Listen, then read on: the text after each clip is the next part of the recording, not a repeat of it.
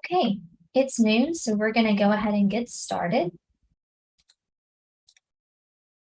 Thank you everyone for joining us today. I am your moderator, Sarah. If you are new to AgriSafe, we are a national nonprofit that aims to protect the people who feed the world. We do this frequently through training on public health and agricultural hazard topics and webinars such as this one. So if you want to learn more about us, you can sign up to get communication from us through the newsletter and other announcements. I will add a link in the chat for that after I'm done with our introductions. We will continue this webinar series for National Farm Safety and Health Week throughout the week. So we have webinars every day from 12 to 2, today, tomorrow, and Friday. Please join us for our other webinars. You can use the same link that you used to join us today.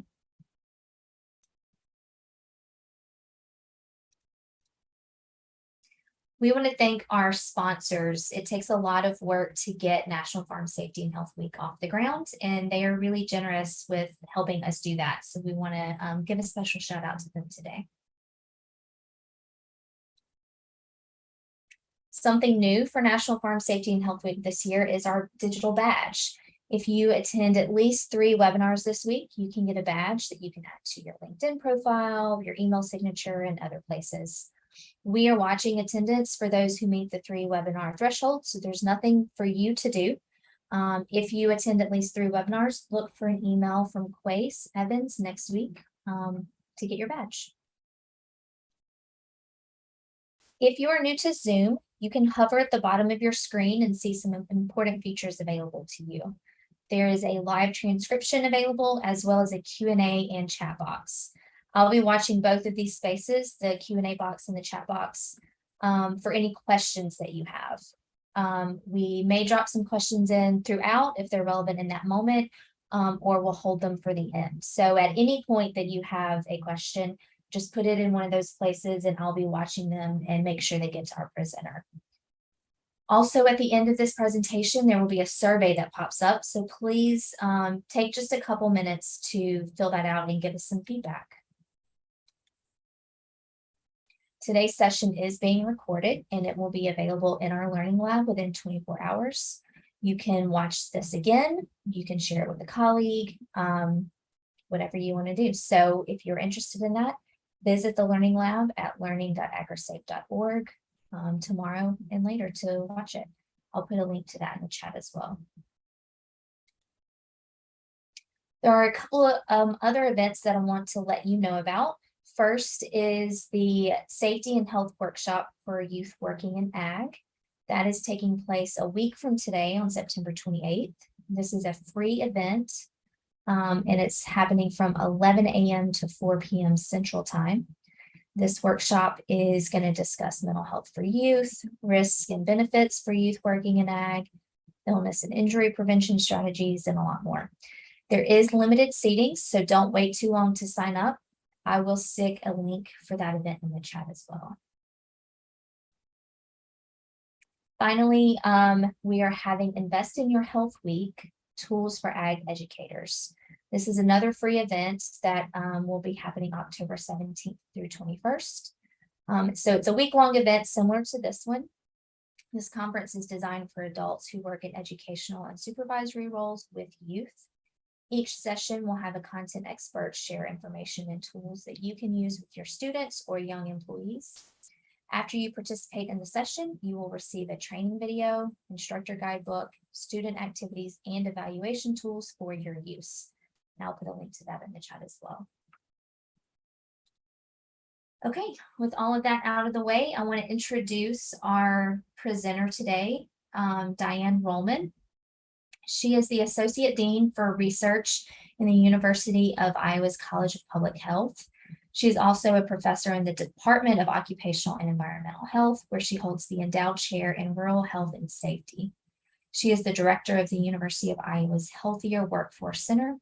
Her research focuses on the health effects of occupational and environmental exposures, with emphasis on the increased workplace risks faced by younger employees. Her studies have examined agricultural workers in the United States and around the world, including research on the effects of pesticide exposure on adolescents and their developing nervous system.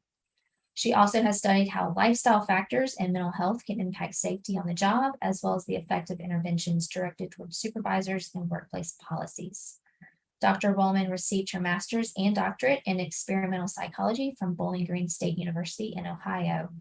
Dr. Rollman, we're so excited to have you here today, and I will turn it over to you. Thank you. Thanks so much, Sarah. So I want to go ahead and get started. And I don't know if you picked up on the fact that we want supervisor and organizational solutions. And that's something I want to emphasize in my presentation today, is that we really, when we think about protecting young workers, we want to really think about what the supervisors and the organization, whether it's a family farm, a classroom, or a work site, can do to protect and promote health among our young agricultural workers. So very excited to be here. Thank you for having me. Just go ahead. I want to show you, I took this picture this morning. We have our Farm Safety as Public Health sign up outside the College of Public Health building. So we are celebrating here in Iowa. It looks like my fingers in that picture. Oh, good heavens. And I'm just checking my chat there. Okay, so today we're going to talk about some of the risk factors that increase risk for young workers. We're going to talk about the role that supervisors, and when I use supervisors, I'm really talking about anybody, any adult that works with young workers. So it could be parents, it could be an employer, it could also be like an ag teacher in the classroom. But they're the ones who are going to be helping to protect these workers. I want to give you some resources there and also some skills that you can apply. So let's just start with a case study here. This is a fatality assessment that was done. And in this situation, we had a 12-year-old boy who was working part-time for a farmer, and he was killed when his tractor overturned into a ditch. He was driving downhill on a slightly sloping gravel road, and he came to the bottom of the hill and approached going uphill. He drove too close to the edge and fell into the ditch, causing the tractor to roll completely. Tractor had no ROPS or rollover protective structure or seatbelt. And the tractor's seat was adjusted in the back position, making the distance from the seat to the brakes too long for the driver. The loader frame may have obstructed the view, making it difficult to see the exact edge of the position of the front wheel and the edge of the road. So this obviously is a tragedy. And if you want to put some thoughts in the chat about what might be going on here, because there's several things that are impacting what we're seeing here. One of them is certainly not having the ROPS in place or a seatbelt. We know that certainly would have prevented this injury. But since this talk is about young workers, what are some of the specific things we might see from young workers? 12-year-old boy driving on the roadway, that might be a risk factor here. The fact that the seat was back too far and that could not reach the brakes. So the driver was, at a deficit there and couldn't respond quickly enough. And also maybe the boy was not tall enough to see clearly what the hazards were. And so this is an example of why we need to focus on young workers there. So in my field, we spend a lot of time talking about accidents or injuries that happen to adults. But I also want to focus on the ones that are occurring to our youth who are involved in different incidents. And unfortunately, many of them are fatal. And we have too many of these examples, so we need to start doing something about it. So just to set the stage, we have a little over 2 million farms here in the United States. But what I want to point out here is that 97% of these farms are operated by families. And this is important because a lot of times you say, well, I want to talk about protecting youth at work. And they're like, well, we don't hire youth. And I'm like, well, you might hire youth, but also these family farms need to consider the risks that are impacted when their children are working on the farm. So we have, over 8,000 children who are living on farms, and more than half of them are working on the farms. We know that they start working at younger ages, and that's part of the culture of farming, and we want to be able to keep that culture there. And there's also quite a number of youth who are hired to work on farms. And these are ones that we also want to watch out for because these youth may not have grown up on a farm and may be unfamiliar with some of the hazards. And so we want to make sure that they are protected as well.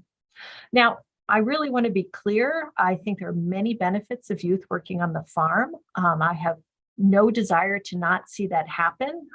There's a list of them here, and these are really good skills. And it's, again, as I said, it's part of the culture of farming. But my goal is to find ways that we can keep these youth safe. And the reason why we need to keep them safe is that when we look at fatalities among youth working on the farm, we see since 2009, youth fatalities have exceeded all other fatalities in youth working in all other industries combined. And that number is always been high, and it's stayed high. So youth are more likely to die in agriculture than any other thing. You know, we see this bump here in 2010. It's hard to know what's going on there. Some of it could be surveillance data, but it could be other conditions there. But it is a concern when we look at these numbers. And this is something that the National Children's Center tracks every year. And they put out this fact sheet that's here. And it has this information here. And it's important to use this surveillance data because it helps us identify where high-risk areas are. So we know that if we just look at youth working, agriculture is a dangerous industry, but what is it about agriculture?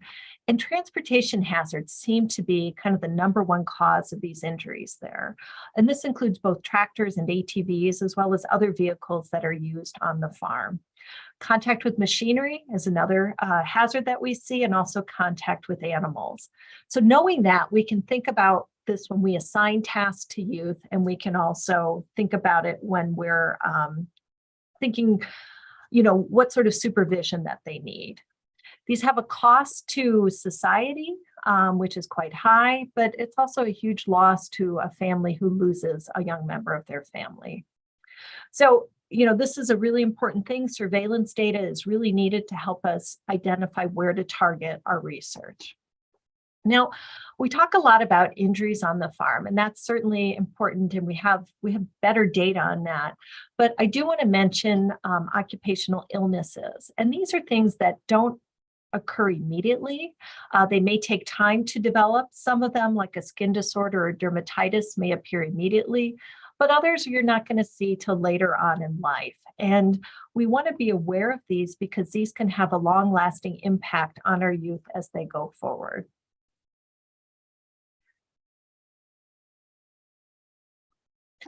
So we know that young workers are engaged in agricultural work, both as hired workers and also on family farms.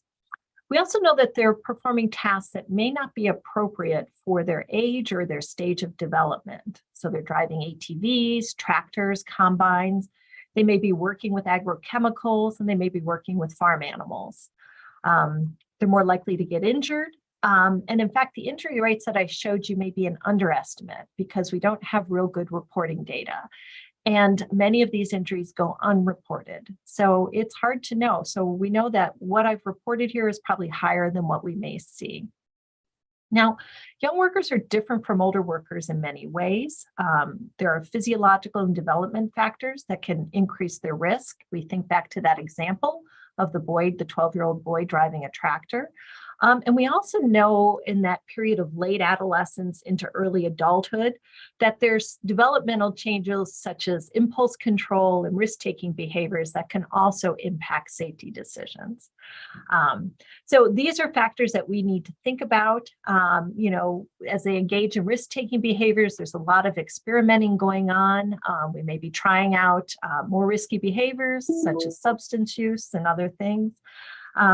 So we want to consider those when we think about protecting youth on the farm. So, you know, when I talk about young workers, I want to emphasize that I'm talking about workers up to the age of 25. And because our brains are still developing and even our bodies are still developing up until we reach about 25. And if any of you have teenagers or have had children who are now adults here, you can kind of recognize that their cognitive processes get more developed over time. So As they're growing and developing, things are changing pretty rapidly. Things like coordination, balance, and reach. So think of those gawky, youth who are a little clumsy with their feet, tripping over things. But also their attention span varies, impulse control, and decision making. So these are really important, not just to think about the hazards associated with farm works, but also the hazards that are there because of their life changes and where they're at there. The other thing about our young farm workers is that, just like any new worker to an industry, they may be less prepared to perform tasks. And this could be due to inexperience, maybe never having worked on a farm or never done that particular task. But they're exposed to the same hazards are as adults, and that puts them at risk. The other factor about young workers we absolutely have to keep in mind is that they are less likely to speak up. They're very reluctant to ask questions. They're very reluctant to say anything if they don't know what to do. And so we're going to talk about communication skills a little bit later. And we want to keep that in mind when we're interacting with these young workers. So another quick case study here is Marcos. Marcos is 20 years old and he works 6 12-hour days a week on a dairy farm. Yesterday was his day off and he got together with his buddies and stayed up drinking very late. He only got a few hours of sleep. The next day at work, he's power washing the walkways without his safety glasses. Water splashed into his eye, blurring his vision and caused him to fall and hit his head. So if you think about this scenario, it's a little bit different here. One of the factors is that Marcos probably didn't show up to work ready to work. There's that experimentation, that risk-taking behavior and impulse control. So he's sleep deprived, he's working this job, not prepared, doesn't have his safety glasses, and that's when the incident happens. So I'm using these to try to emphasize what we may be seeing on the farms. So when we think about protecting youth at work, we should probably say, well, what are the rules? What are the regulations that we have out there? And, as many of us probably know, is that there are different rules for those working in agriculture. Probably the primary organization that impacts workplace safety is Osha, the Occupational Safety and Health Administration. And that came into law in 1971. But in 1976, Congress restricted Osha from using any funding to enforce rules on farms that employ 10 or fewer employees. So this small farm exemption is impacting a lot of our farms because if you remember, 97% of our farms are family farms. And family members are not considered employees. So even though OSHA does a great job at protecting a lot of people who are working, a lot of times agriculture falls through the cracks. Another organization is the U.S. Department of Labor. And we're going to talk more about that. They set the youth labor laws in the United States. We'll come back to that. The Environmental Protection Agency is definitely focused on reducing the risk of pesticide poisoning and injuries among agricultural workers and pesticide handlers. They have different requirements, such as the Worker Protection Standard, that is required for anybody who's working with pesticides. And youth farm workers under 16 years are prohibited from being involved with pesticide application. So that's youth farm workers, not a family member who's using that. And then the U.S. Department of Transportation. And here you want to look specifically at state regulations. And this has to do with operating machinery such as tractors, ATVs and UTVs, and also driving on the roadways. So we do have regulations in place, but as I mentioned, a lot of times our agricultural workers fall through the cracks. So if we just start with the youth labor laws here, this is the Fair Labor Standard Act, and this was put into place to protect workers. It's been in place for a while there. It sets the minimum age for workers, the hours that they can work, the type of work that they can do, and whether or not they can work during school hours. And you can see that we really don't want our youngest workers doing hazardous types of work here. And so there are restrictions there are jobs that are considered more hazardous that youth under 18 are not allowed to do, and other ones that anybody can do. However, agriculture is often exempt from these regulations regarding youth labor laws. So if we look at one of the specific things that has come out is the hazardous occupations orders in agriculture. So this goes back to 1968. The US Department of Labor said that there were 11 tasks that were too hazardous for youth who were younger than 16. So I don't know if you picked up on the previous slide. I said hazardous tasks you need to be 18 to do. Right now, we've already seen that the age has gone down to 16. However, the law doesn't apply to youth who are younger than 16, who are employed by their parents or legal guardian. So those are our kids who are working on the family farms. And 14 and 15-year-olds can be exempt from certain parts of this law. And that includes things like driving tractors and operating other types of farm machinery. Now, the penalties are pretty strict if this is happening here, but the youth aren't penalized, the employer is penalized, and the first offense could be $10,000 there. And then it can increase and get worse if you consider, if it continues. So this is just showing you the 11 tasks that, again, were considered too hazardous for youth under the age of 16. Includes tractor, operating machinery, working with livestock, some woodlot work, working on heights, working with chemicals, blasting, and also with fertilizers there. So as I mentioned, there are exemptions, and that's specifically minors working on a farm owned or operated by a parent or legal guardian. There are also exemptions for those who are in an ag education program. Maybe they're doing a tractor certification program there. So there are some exemptions for the tasks associated with those activities, or for those in the classroom, because we want to use those as a teaching environment. So even though these laws are in place, there are exceptions to them, arguing that we want to train people on how to do those safely, which is a good thing. But the point here really is that youth working in agriculture can do much more hazardous tasks than youth working in any other industry. So what are we going to do about it? Well, it starts with the supervisors, those parents, employers, or educators that are working with youth. And the reason why I want to focus on them is because they know what the hazards are in the workplace, and they're also the ones that are assigning the tasks. And they are usually responsible for training and providing supervision for workers. In a workplace, there are going to be some safety policies. Probably those could always be improved, but they're the ones that may enforce those policies. And sometimes family farms don't have policies, or they may be unwritten rules that are put into place there. And the other important role that our parents, employers, and educators place is that they're role models. And we all know you're going to do what you see your boss or your parents doing. And that's really important. We need to keep that in mind as we think about protecting youth. One of the important things, though, is that the adults, the supervisors, need to know and believe that the risks to young workers are real, and that they're more likely to get injured. And they also know what to do to prevent injury and to implement these methods. So I have a picture here, and I think at some point, I know the AgriSafe group has promoted hazard mapping or farm mapping, and it's actually a really great activity to bring everybody together to start talking about safety on the farm. And it's really simple. You use, paper and pencil or a whiteboard, and you just draw out the farm and you add in where all the hazards are. And then you can have a conversation about how to mitigate those hazards. How do we control them? And so that's a great way. It gets everybody who's in on the conversation a voice at this time.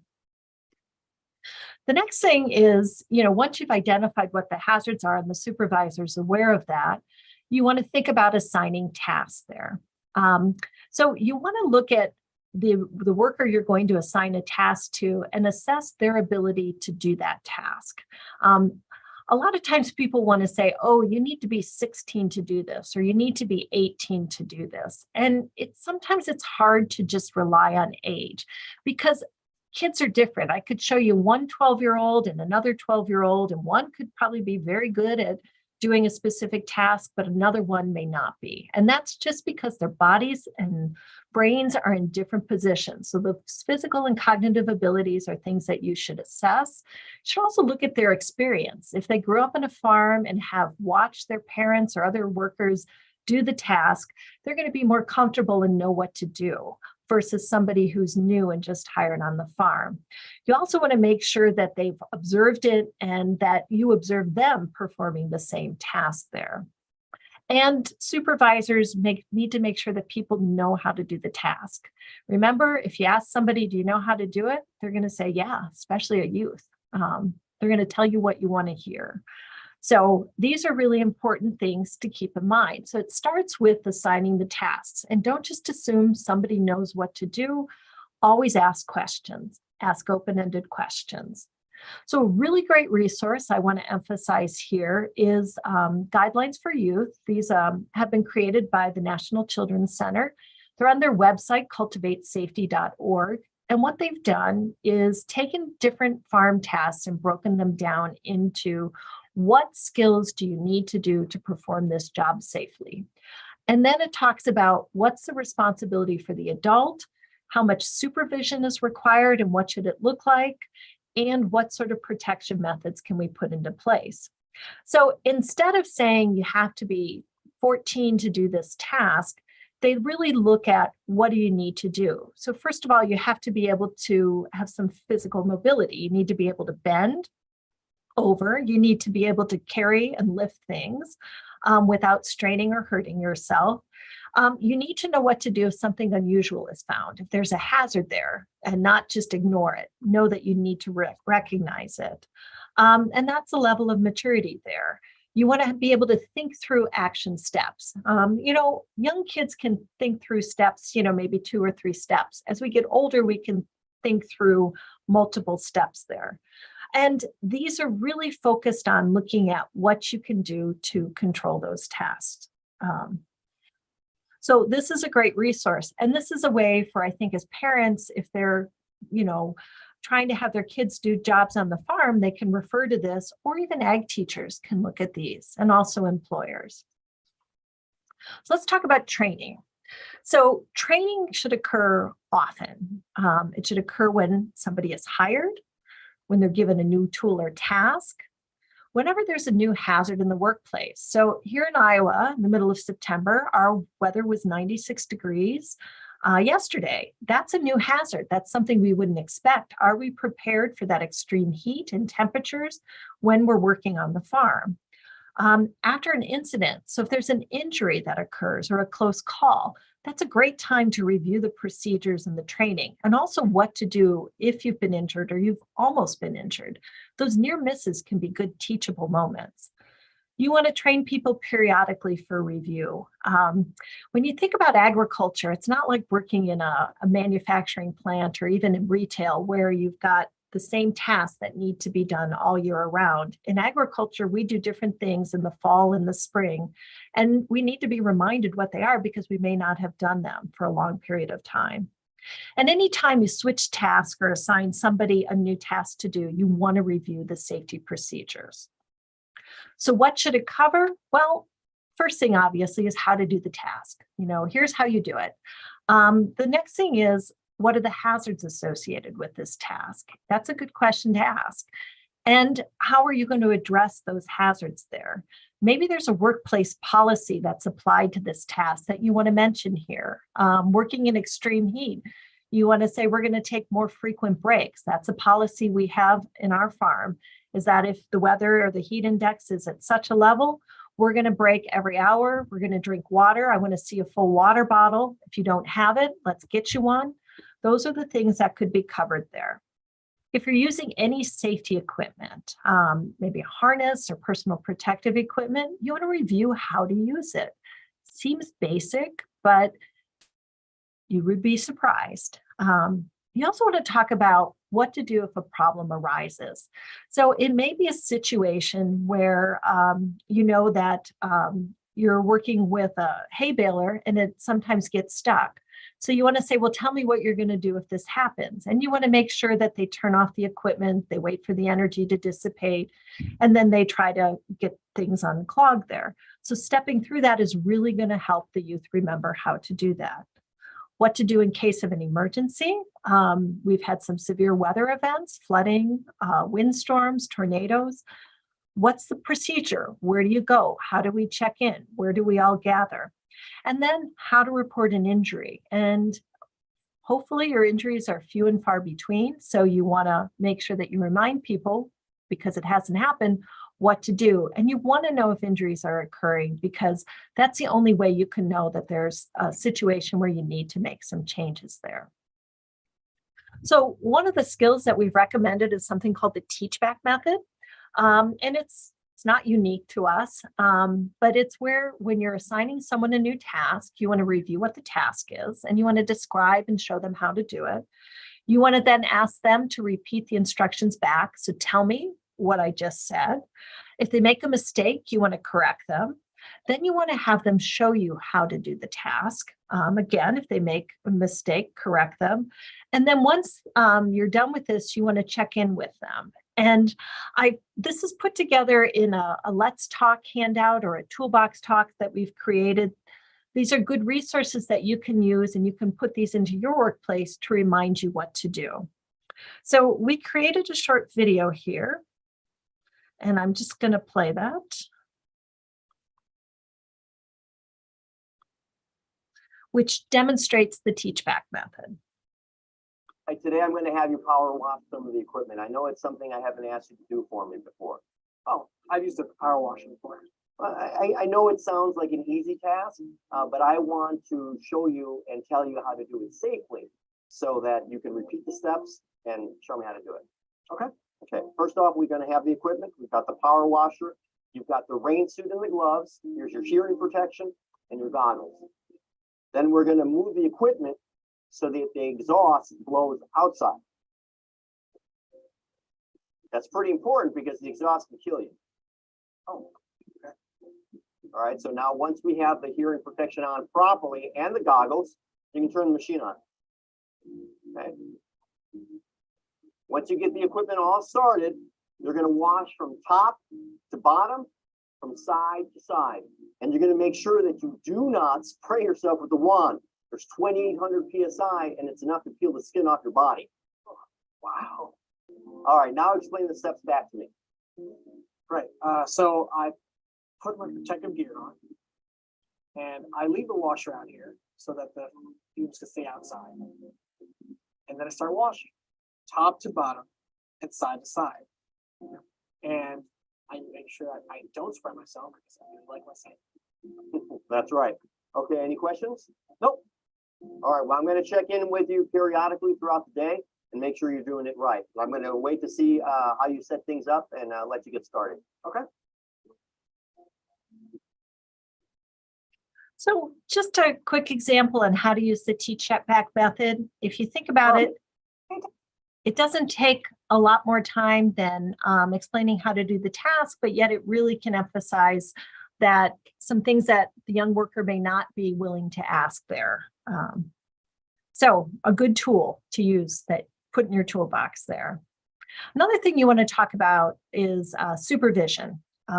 We know that there are a lot of things that can impact safety on the job, and we need to know what those are and talk about them, but we need to check in with our workers. At a minimum, a supervisor should check in at least once a day. And it's usually good to do that at the start of the day when you're assigning tasks or getting people squared away there. You want to make sure that they know what the policies are in the workplace and that they're going to be enforced. And especially if they're newer workers or young workers, you want to supervise more often. So we often talk about 3 different types of supervision. Constant supervision is when the young worker is in sight and sound of the supervisor. This is when somebody's new on the job, maybe it's their first week, first month, or the first time they're doing a task, is you want to be in that area where you can just keep an eye on them and make sure everything's going okay. You don't have to interact unless there's a situation you want to correct, but otherwise you're just there in case you're needed there. Intermittent supervision occurs when the worker is out of sight and sound for short periods of time, but the supervisor is checking in on them very frequently. And, so maybe you have them working inside the barn and you're outside working on the tractor. You can't see them or hear them, but you just get up and wander in and make sure everything's going okay in there. And this is for somebody who has more experience or maybe who's done this task, last year, but it's new for them now. And this is a great time to bring it into play. And then periodic supervision is when the young worker has more experience. They've done the task a couple of times. They haven't had any problems with it. Maybe they've even asked a question about it and helped you with that. But you can give them bigger gaps in between when you check on them. And then ultimately you could move towards a situation where you just maybe do the daily check-in. And that would, again, depend on the individual worker's abilities and experience and confidence in their ability to do it. So one of the things when you're supervising youth is you need to do that check-in. And, I know for me, one of the things I try to say is, everything okay? What's the natural response for that? Yeah, everything's fine. Well, that's not a very good question. That's a close-ended question. What we want to do is we want to ask open-ended questions. So, for example, if I say, are you okay? They're going to say yes or yeah, okay. If I say, do you understand? Same thing. Yeah, I got it. I'm good. But if I ask, well, please tell me how you're going to do this task, or can you describe what some of the hazards are, or can you tell me what you're going to do if this happens? Those are open-ended questions, and it's really going to help you assess whether they know what they're doing or if they're just telling you what you want to hear. Remember, young workers are very reluctant to speak up, and asking open-ended questions is a great way to move away from those yes answers. So again, another handout here that's available that reminds you of this. There's also a video on effective supervision that you can watch too. So, young workers want to do a good job. They really want to impress you. Maybe it's their first job, so they're nervous, but they want to keep this job. Maybe they're working with a relative and they want to impress grandpa or, Uncle Joe. So they're very reluctant to ask questions because they don't want to admit they don't know something. They also might want to be independent and figure it out on your own. That's kind of our farming culture too, is that independence there. They don't want to appear dumb or weak or, stupid. They don't want to ask for help. That's hard for all of us to do at times. Or they don't want to admit that maybe they were like Marcos in the dairy who, didn't come to work prepared to work there. And that's a really hard conversation to have there. And they also may be afraid of losing their job. So in order to try to prevent these, overcome these barriers, we really want to focus on using those open-ended questions and trying to figure out why they're not asking you questions and how to get them talking.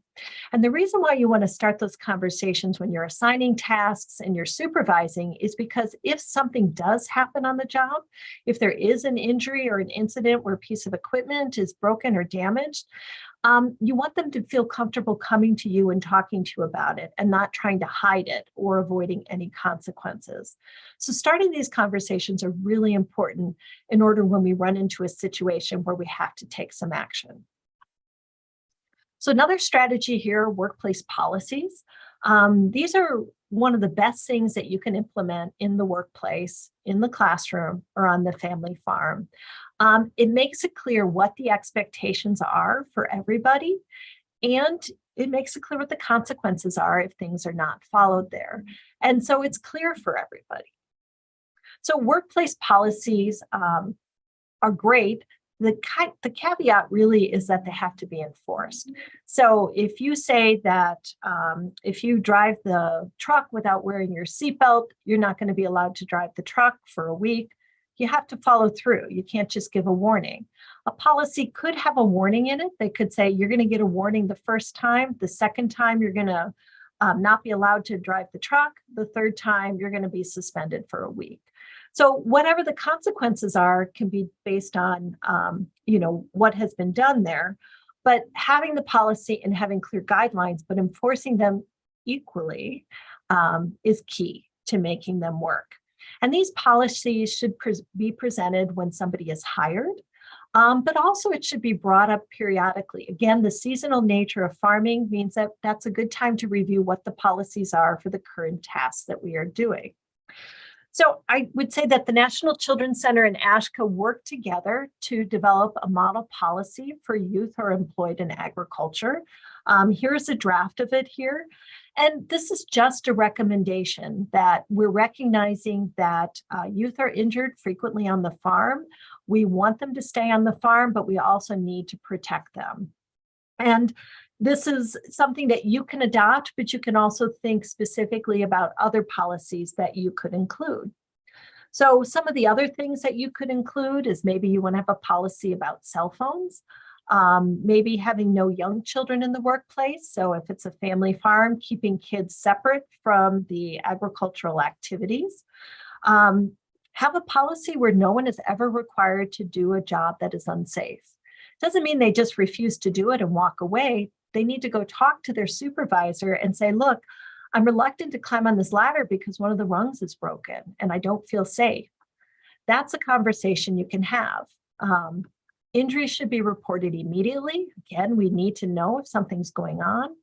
Don't operate equipment that you haven't been trained to operate. Even though you've used a power washer before, you want to be trained on operating this power washer. Seatbelts, coming prepared to work, we've hit on that. What's the role of the supervisor and what's the role of the employee? Making it clear, who do you talk to? If you're concerned about something, what do you say to the person there? Near the bottom is one about open communication. And I think this one's really important because I've been talking all about, go ahead and report if you've been injured or there's a near miss. Go ahead and report if equipment isn't working. But if the supervisor isn't responding in a way that encourages that behavior, it's not going to happen. So write into the policy that there's open communication. So when a worker goes to a supervisor, the supervisor is going to make eye contact so that you know that they're listening and they're going to face and talk to you. Even if it's busy, you want to make it the policy that they're going to listen to it.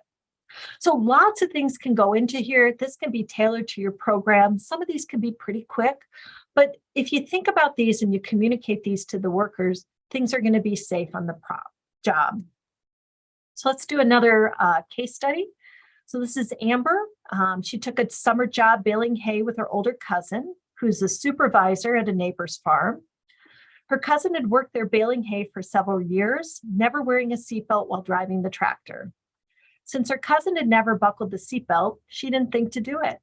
After she hit a washout, the tractor rolled and it pinned Amber's leg under the tractor. So this is an example of, Amber knew what the policy was. She knew you were supposed to wear a seatbelt, but her cousin, who is probably someone she looked up to, never wore it, so she didn't wear it. So that modeling safe behaviors is key. Workers will do what you say, workers will do what you do, not what you say. So you want to make sure that if you're telling them to follow these rules and procedures, you should also do it too. And this includes, starting the day by thinking about what are the hazards that could be there. If you think, okay, I'm going to do this task today, let me walk through it in my head and just quickly think about what are things I need to be concerned about and how am I going to control those. Wearing PPE, if it's required. This includes sunscreen, sunglasses, seatbelts, hearing protection, eye protection. If it's required, you should do it. Another one that is often something we don't think about, but making sure you take breaks. We see that in, I work at a university, so our breaks might be our supervisors or the dean taking time off, making sure that they have a break from work and get well rested. These breaks could occur during the day, saying, it's really important we get this job done today, but if we take a few minutes to rest, get a drink of water, we're going to be more refreshed and we're going to do it safer. Cell phones are an important tool for farmers. We want to have them with us at all times, but just because it's with us doesn't mean we need to be using it. So that's something you probably want to address. And, you might have a lot of time riding in the combine where you're looking at some videos or you're chatting with your friends, but what's the policy there? And make sure the supervisors are modeling that good behavior. And the other thing is to be a good mentor for our young workers. No hazing, no bullying and harassment, really thinking about how we can protect them. So we talked about this case study here. So I want to end really with some resources here. There is an online training for supervisors of young agricultural workers, which goes over a lot of what I've presented really briefly in this webinar there. It's available at no cost. It also has a certificate that you can receive at the end of it. So if you're an employer or a parent, this is something that you can do or have your supervisors take in order to review what some of the hazards are. There are also some videos that are available. These are available in both English and Spanish, as is the online training. I showed you the first one, training workers using the Teachback methods, but there's other topics there. They're short. It's something you can include in a training that you're doing. Also, the toolbox talks that I mentioned, these one-page Let's Talk scenarios, also in English and Spanish, are great resources to do when you're doing a worksite safety program. I mentioned the cultivatesafety.org website, and there are a ton of resources there. For now, I'm just really focusing on the youth guidelines that they've put together.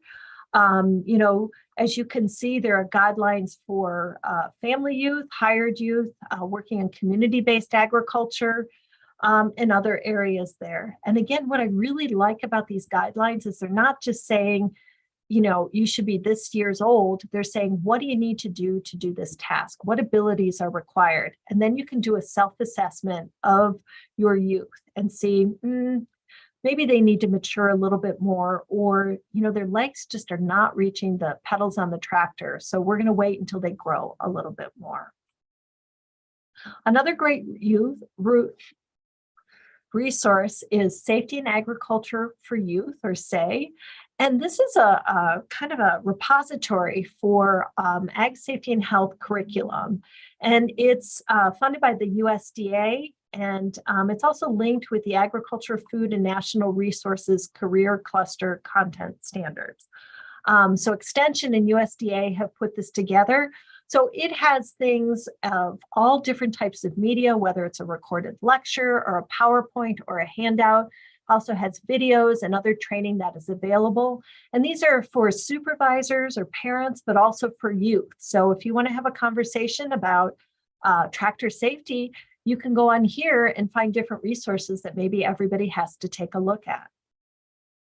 The other one I want to call out here is the Progressive Agricultural Safety Day. This is, for 4 to 13-year-olds. So it's starting to talk about safety on the farm, but it's not really dealing with youth who are working on the farm, but it's the precursor for it. So it's a great way to start talking about some of these factors and making it part of the conversation. So I hope that today you're walking away with at least one thing that you could implement to protect our youth working on farms there. And, it's really important, again, that we don't just focus on the youth and say, hey, do a job safely, but we think about the role that we as supervisors can play, or that we can, the organization can do as far as implementing policies. And so I will end there. We have time for questions if there's any. And you are also welcome to reach out to me. There's my email. And I believe the PowerPoint will be made available to you. So thank you. Yes, thank you, Dr. Rollman. The PowerPoint will be made available. That will be in the Learning Lab along with the recording. I'll give everyone a chance to add their questions to either the chat or the Q&A box. We did have one come in. I believe you addressed it after the question came in. You showed that terrifying statistic in 2010 when that big rate jump, I think it was injuries. If anybody's looking for more information on that and a specific question that was not addressed, please put that in the chat. Yeah, we'll give everyone just a minute to type in their questions. I'd also encourage you, if you've done something in your workplace or your setting that you want to share with the group, we'd love to hear about it, things that have worked for you. It's always good to share some resources here. That would be great. I'll put in a plug for some of those standards and things as well. AgriSafe has a podcast called Talking Total Farmer Health, where we featured some of those resources just a couple months ago. So if you want more information on that, definitely check out the podcast. We're getting some thank yous for the great content, Dr. Rollman, so I want to make sure you see those. You know, there's a lot of good resources out there, and I think we just need to remind ourselves they're there. But if you saw something today and you want to access it, feel free to reach out to me if you can't find it. But really recognizing that our youth are different. They're not just young adults. They are developmentally and cognitively different. So we want to take that into mind when we're working with them in order to protect them. Yeah, you mentioned hazard mapping, Dr. Rollman. Excuse me, I believe the Invest in Your Health week that I talked about at the very beginning, there is a hazard mapping component to that. So if anyone is interested in thinking more about that, definitely check out that event.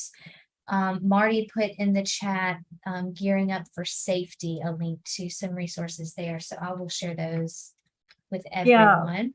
That's a good one. I'm glad, Marty, you put that in there. The Gear Up for Safety is really designed for college students. And it is another great program that's out there. And I would recommend that. Also, the Purdue resources, particularly on tractor safety. I like the Purdue Extension stuff. I've done some really great stuff. And I apologize if I am not mentioning some people's programs here. You think you're like, yeah, I've got them all, but you know, there's always more out there. So feel free, if you have resources that can be used, put them in the chat. Let's get them out there. There's nothing worse than a resource that just sits on the shelf or in the cloud and is never used. Absolutely. Mm-hmm.